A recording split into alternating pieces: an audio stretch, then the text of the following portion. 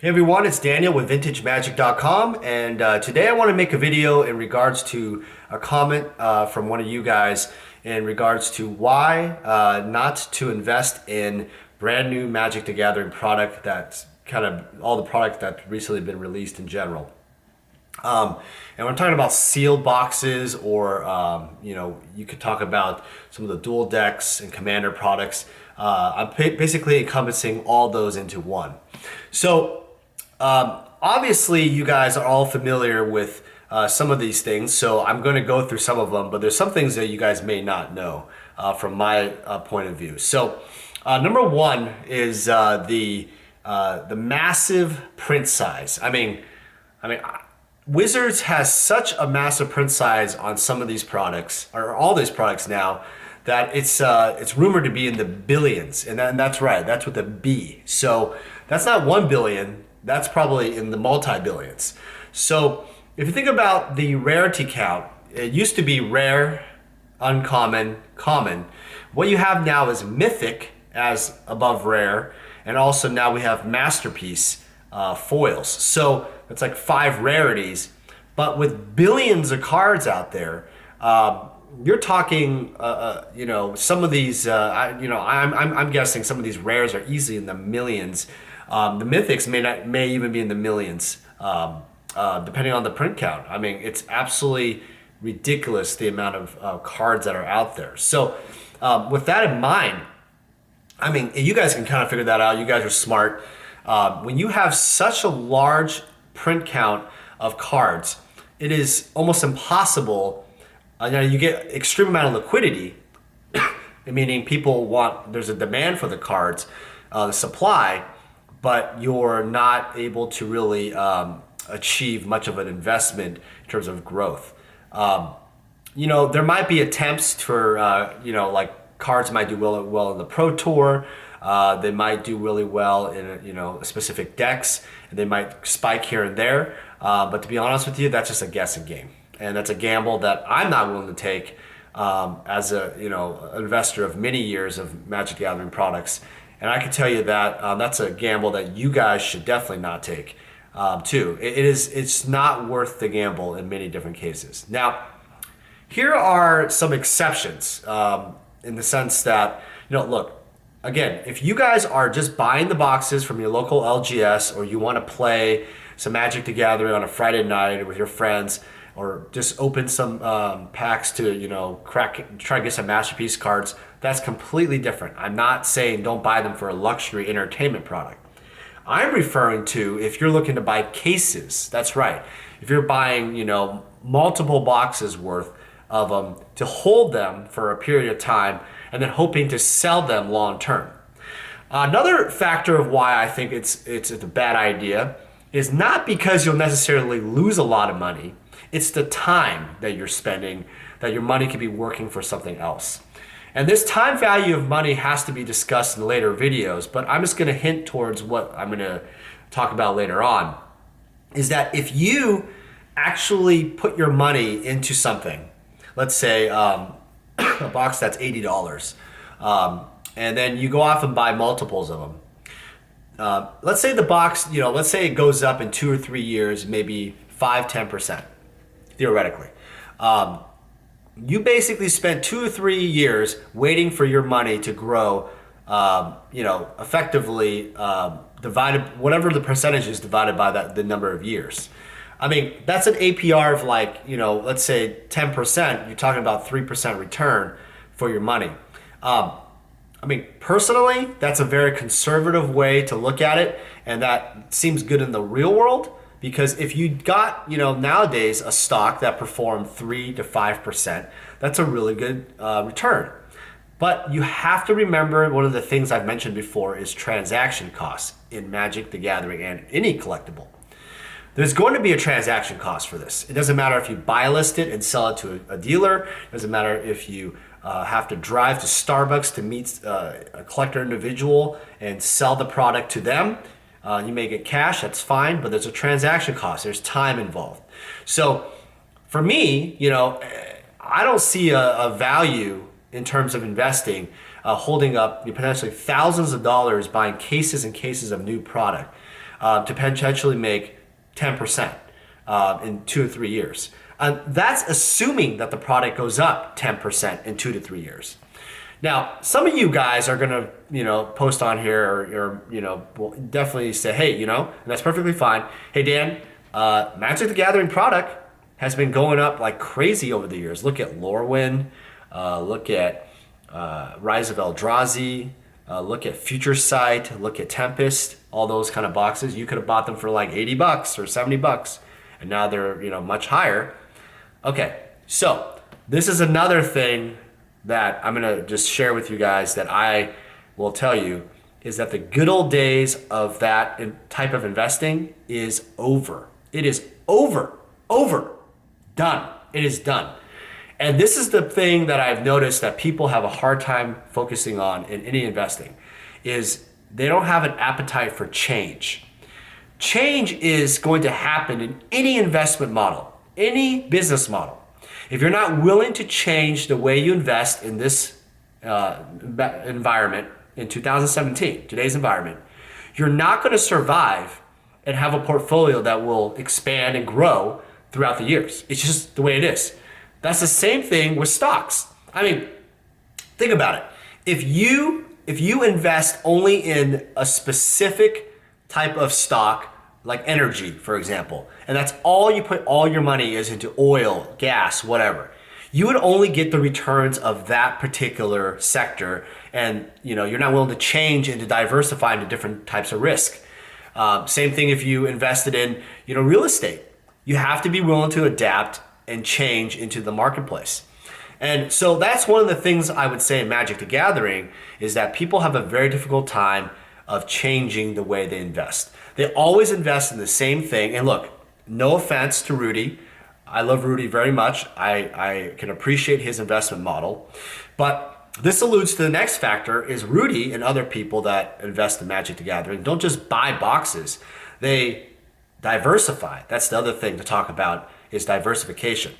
If you're not willing to diversify your portfolio, and Rudy does buy singles and other clients invest in multiple tiers of investing for Magic, then that will help balance out the smaller gains, and you might have bigger hitters here and there.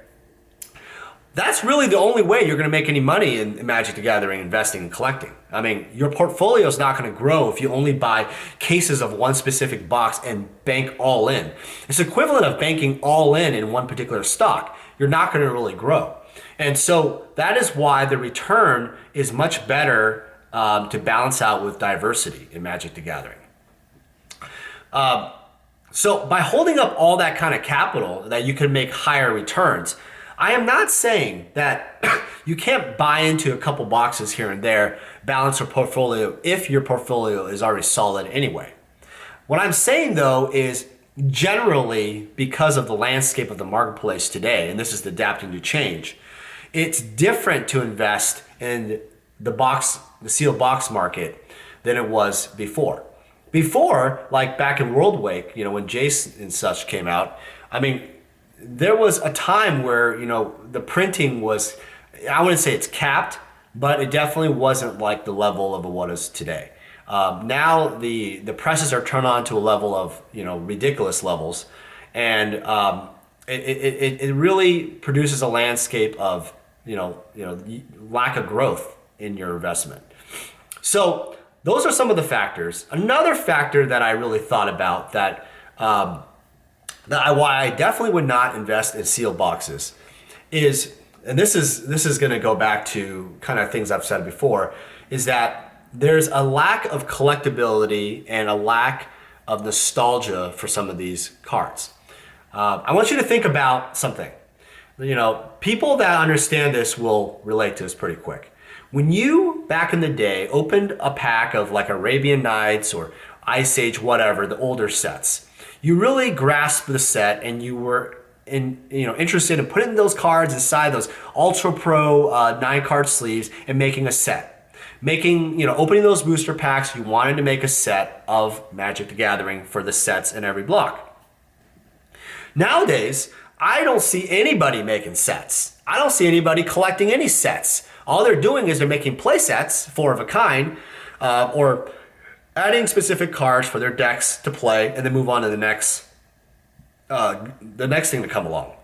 So the lack of collectability into these new sets will produce a huge volatility when it comes down to selling when the next blocks come. When the next rotation comes, pretty much the new set is, the set that you had before was just a new toy, and it says moved on. Now, there's one thing I thought about that it will be interesting play is that there will be collectors who want to collect iconic cards throughout the years of its history. So a couple cards that, I put a couple paintings up for you guys. These are original paintings of Mystical Tutor, and then you have the Wasteland. And then, Brainstorm's in the back also. So in these three paintings, Brainstorm, Mystical Tutor, Wasteland, all have had reprints, and especially Brainstorm. I mean, that is the Ice Age version. The reprint is, enormous. There's so many Brainstorms out there. It's crazy. So, but you have to understand and I think this hits home for Magic Gathering collectors out there who love some of the artwork and some of just what the card does. Some of these collectors, I'm not going to say it's a bad thing, hoarding. They love to hoard and have massive quantity amounts of the specific cards. Some of them might be speccing. They might be speccing, hey, this particular card has a better, artwork, a rarer set, foil version maybe of some of the Mercadian Mask Brainstorms, whatever it is, that's fine. But that's one area of collecting that I can see and investing long term that could grow. If you have more of the diverse copies of a specific card that is iconic to the game, like Wasteland, Mystical Tutor came out in Eternal Masters. I think that that card itself, if they keep reprinting these cards, they're going to be felt towards newer players playing the game today. And so for guys like me, old fogies, who really focus on the OG or the original print, that's what I call it, the OG. It really brings a sense of nostalgia and use for it as not only as a card, but I think players also eventually, they research it and they see, hey, look, the original print was, Wasteland was Tempest, Mystical Tutor, what was an original print in Mirage, and then you have Brainstorm and Ice Age. They start going back to those sets and they start researching what other cards were, that was the original card that was made.